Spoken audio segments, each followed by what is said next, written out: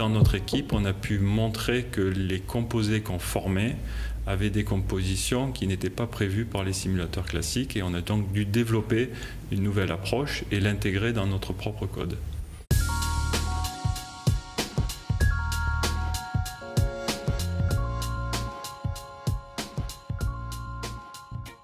L'origine du nom GasIDyn, ça vient de Gas Hydrate, et Dyn, ça vient de Dynamic, qui en anglais veut dire cinétique. Le logiciel, il intervient à une étape particulière du procédé qui est, à partir des données labo qu'on a pu récupérer, comment ces données servent ensuite à faire une simulation. On va trouver sur le marché énormément de logiciels de simulation qui permettent de faire ce dimensionnement de procédé.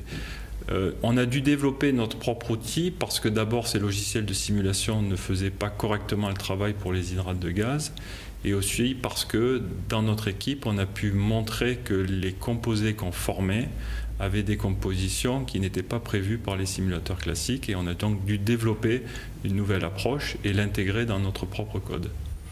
Le fait d'être positionné et d'avoir mis en évidence ce comportement hors équilibre du fonctionnement de la cristallisation des hydrates de gaz nous permet d'être finalement indispensable lorsqu'on veut simuler un procédé et donc une application industrielle.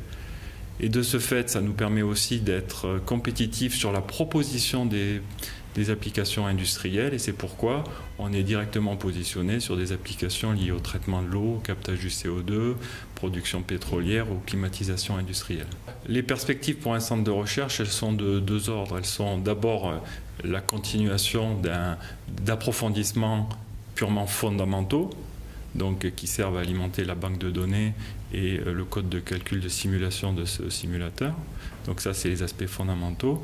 Mais aussi pour un centre comme le nôtre qui veut développer des applications industrielles, il sert, comme je l'ai dit, à dimensionner les unités industrielles qui sortent de notre halle technique.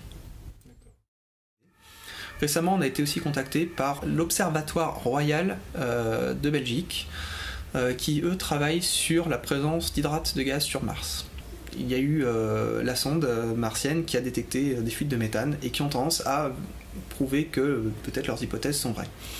Et c'est là que notre logiciel peut intervenir, c'est qu'on travaille avec eux, on leur a fourni ce logiciel pour qu'ils puissent faire des calculs de modélisation thermodynamique, pour les intégrer ensuite éventuellement dans leurs calculs à eux, pour prendre en compte la présence de ces hydrates dans le sous-sol qu'ils sont en train de modéliser.